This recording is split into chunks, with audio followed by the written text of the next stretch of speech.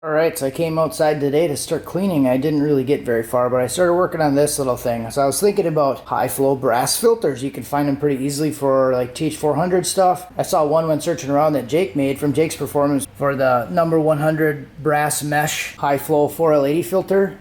So I'm like, I bet you could do that pretty cheap. So I bought this stuff on eBay. I think it was like 13 bucks for a pretty big section of it, and now I just started taking the filter apart. So the filter has this little metal lip that's bent around over the plastic, so I got that stuff all taken apart. I'll put a video in here of how I got it out.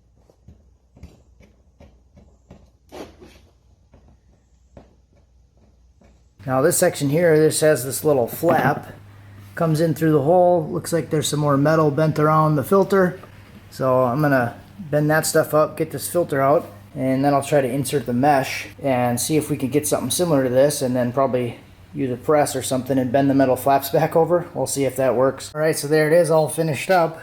See the brass screen in there, nice. Kind of what it looks like all the way around. So I just used this little guy and then went around all the edges, kind of smashed it all back down into place, and it holds pretty good. I was very careful just to make sure that the filter is actually pinched down all the way around.